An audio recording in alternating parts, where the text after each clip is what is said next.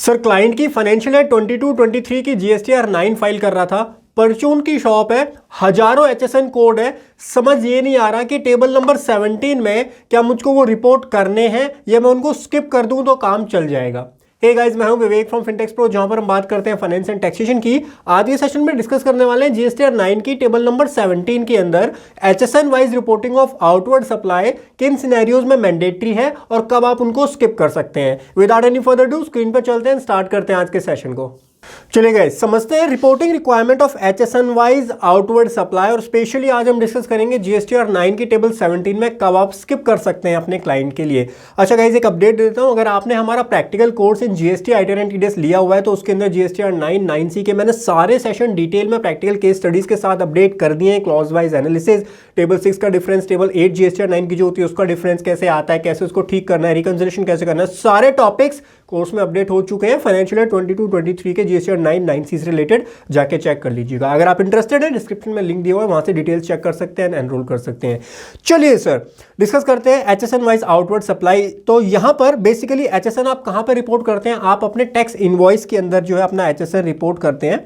सबसे पहले आप अपने टैक्स इनवॉइस में रिपोर्ट करते हैं, उसके बाद टेबल नंबर 12 ऑफ जीएसटीआर 1 में जाता है और टेबल 12 से ऑटोमेटिकली आ जाता है आपके टेबल नंबर 17 ऑफ जीएसटीआर 9 के अंदर। हमारा आज का जो सेशन है वो कंसर्न है टेबल 17 में किन सिनेरियोज में आप एचएसएन वाइज स्किप कर सकते हैं। इसके लिए आपको समझनी पड़ेगी नोटिफिकेशन नंबर 78/2020, जिसका एनालिसिस मैंने यहां पर किया हुआ है। आपको चेक करना है आपके क्लाइंट की टर्नओवर क्या है। अगर टर्नओवर 5 करोड़ को एक्सीड कर जाती है, टर्नओवर मोर देन 5 करोड़ है, उस सिनेरियो में आपको B2B सप्लाई, B2C सप्लाई दोनों केस में मैंडेटरी है एचएसएन वाइज रिपोर्ट करना। यानी जो टेबल नंबर 17 रहेगी आपकी जीएसटीआर 9 की ऑफ आउटवर्ड सप्लाई, वो आपके लिए मैंडेटरी है। B2B सप्लाई भी आपको देनी होगी, B2C सप्लाई भी देनी होगी, एचएसएन वाइज रिपोर्टिंग वहां करनी होगी। और एक और अपडेट दे देता हूं, अगर टर्नओवर 5 करोड़ से ज्यादा है तो यहां पर आपको 6 डिजिट एचएसएन रिपोर्ट करना होगा, 6 डिजिट एचएसएन रिपोर्ट करना होगा। इसका स्क्रीनशॉट ले लेना। उसके बाद में दूसरा केस आता है कि सर हमारे क्लाइंट की टर्नओवर तो 3 करोड़ रुपए है, that means up to 5 crore rupees है, 5 करोड़ रुपीस से ज्यादा नहीं है। इन दैट सिनेरियो आपका क्लाइंट जो B2B सप्लाई कर रहा है उसके लिए तो मैंडेटरी रहेगा, जो B2B सप्लाई रहेगी उसके लिए तो मैंडेटरी रहेगा एचएसएन वाइज 7, यानी टेबल नंबर 17 जो है जीएसटीआर 9 के अंदर, वहां आपको मैंडेटरी रिपोर्ट करना पड़ेगा, 4 डिजिट का रिपोर्ट करना पड़ेगा। बेसिकली ये रिक्वायरमेंट जीएसटीआर 1 में आती है, तो जीएसटीआर 1 से वो ऑटो पॉपुलेट होकर के जीएसटीआर 9 में आ जाएगा। सर हमने तो जीएसटीआर 1 में फाइल ही नहीं किया, तो क्या जीएसटीआर 9 में भी फाइल नहीं करेंगे? नहीं भाई, R1 गलत कर दिए तो क्या जीएसटीआर 9 भी गलत करोगे? जीएसटीआर 9 में तो आपको करेक्टली 4 डिजिट का फाइल करना पड़ेगा B2B सप्लाई के केस में।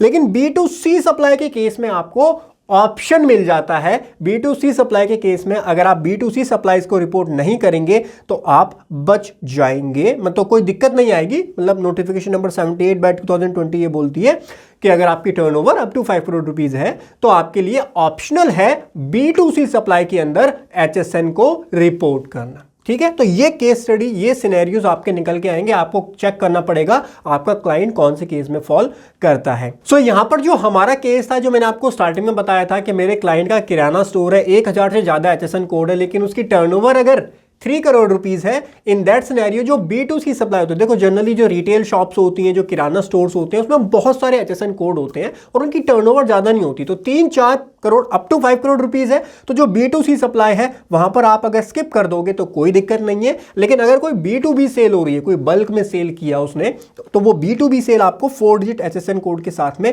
दिखानी पड़ेगी। और ये रिक्वायरमेंट आपकी जीएसटीआर 1 में भी आएगी, जीएसटीआर 1 की टेबल 12 में भी इसी तरीके से काम होगा। और अगर आपने रिपोर्ट नहीं किया जीएसटीआर 1 में, तब भी आपको जीएसटीआर 9 में तो करेक्टली रिपोर्ट करना पड़ेगा टेबल नंबर 17 के अंदर। इस चीज का ध्यान रखिएगा, इसका पूरा स्क्रीनशॉट ले लीजिएगा। साथ में मैं केस स्टडी आपके लिए लेके आया हूं, केस स्टडी को समझ लो, आपको क्लियर हो जाएंगे। 4 केसेस बनेंगे हमारे। फर्स्ट केस हमारा बनेगा अगर आपकी turnover up to 5 crore rupees है तो, और आप खाली B2C सप्लाई कर रहे हो, जैसे कोई किराना स्टोर या रिटेल स्टोर जो होते हैं वो ओनली B2C सप्लाई ही करते हैं। छोटे छोटे जो किराना स्टोर होते हैं उनका जीएसटी नंबर होता है, तो वो खाली क्या करते हैं, रिटेल सेल करते हैं, B2C वाली सेल करते हैं। तो B2C वाली सेल करेंगे, turnover up to 5 crore rupees है, तो आपके लिए ऑप्शनल है R1 टैक्स इनवॉइस में भी एचएसएन वाइज रिपोर्ट करना ऑप्शनल है, R1 में भी ऑप्शनल है और जीएसटीआर 9 के अंदर भी ऑप्शनल रहेगा। ठीक है। दूसरा केस बनेगा आपकी turnover up to 5 crore rupees है, लेकिन आप दोनों टाइप की सप्लाई कर रहे हो, आप B2B सप्लाई भी कर रहे हो, B2C सप्लाई भी कर रहे हो। तो इस केस में मैंडेटरी रहेगा किसके लिए, B2B सप्लाई जो है उसके लिए आपका मैंडेटरी रहने वाला है, B2B सप्लाई के लिए मैंडेटरी रहने वाला है। और B2C सप्लाई तो ऊपर मैंने बता दिया, अगर आप उनको स्किप करना चाहते हो, B2C सप्लाई को नहीं रिपोर्ट करना चाहते तो कोई दिक्कत नहीं है, प्रोवाइडेड दैट आपकी turnover up to 5 crore rupees होनी चाहिए। ठीक है। थर्ड हमारा केस बनता है कि हमारी टर्नओवर एक्सीड कर जाती है 5 करोड़ रुपीस से, तो इस सिनेरियो में तो आपके लिए मैंडेटरी है 6 डिजिट HSN वाइज आपको रिपोर्ट करना पड़ेगा, अपने इनवॉइस के ऊपर भी, अपने GSTR 1 में भी और GSTR 9 की टेबल नंबर 17 में भी, चाहे वो B2C सप्लाई हो, चाहे B2B B2C दोनों सप्लाई हो, कोई भी सप्लाई हो, टर्नओवर 5 करोड़ से ज्यादा है तो 6 डिजिट HSN की रिपोर्टिंग आपके लिए मैंडेटरी है, टैक्स इनवॉइस में भी, GSTR 1 में भी एंड GSTR 9 के अंदर भी। और ये मैं आपको जो पूरा केस बता रहा हूं, ये बता रहा हूं फाइनेंशियल ईयर 22-23 की जो आप GSTR 9 फाइल करेंगे उसमें आपको ये अप्लाई करना है, प्लस दिसंबर 2023 में मैं ये वीडियो बना रहा हूं, तो आज तक की अपडेट्स मैंने इसमें कवर की हुई हैं। फ्यूचर में अगर और कोई चेंज आएगा तो मैं उसको आपको अपने चैनल पे अपडेट कर दूंगा। हमारे चैनल फिनटेक्स प्रो को सब्सक्राइब कर लीजिए, इसी तरीके की इंफॉर्मेटिव वीडियोस में लाता रहता हूं हमारे चैनल फिनटेक्स प्रो के ऊपर। ठीक है।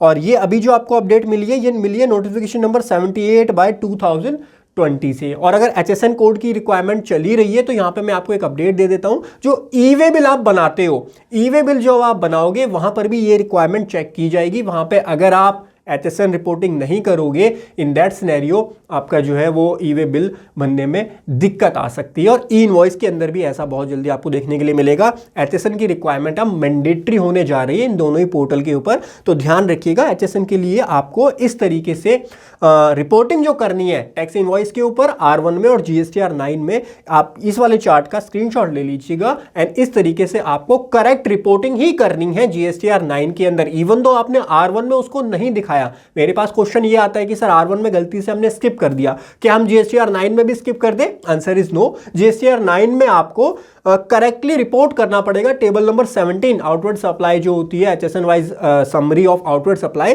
वहां पर आपको करेक्टली रिपोर्ट करना पड़ेगा। एक टेबल और आती है GSTR 9 में जो कि होती है टेबल नंबर 18, जहां पर इनवर्ड सप्लाई का HSN वाइज आपको देना होता है, वो अभी भी ऑप्शनल है। फाइनेंशियल ईयर 22-23 के लिए वो अभी ऑप्शनल है, तो वहां पर आप नहीं रिपोर्ट करोगे, उसको स्किप करोगे तो चलेगा, पर टेबल 17 के लिए आपको ये सारे केस स्टडी, बेसिकली ये चार्ट जो है वो जरूर ध्यान रखिएगा। आशा करता हूं गाइस आपको वीडियो पसंद आई होगी। ऐसी इंफॉर्मेटिव वीडियोस के लिए सब्सक्राइब कर लीजिए हमारे चैनल फिनटेक्स प्रो को। मिलता हूं आपको अगले सेशन में, तब तक हंसते रहिए, मुस्कुराते रहिए। Bye bye, take care.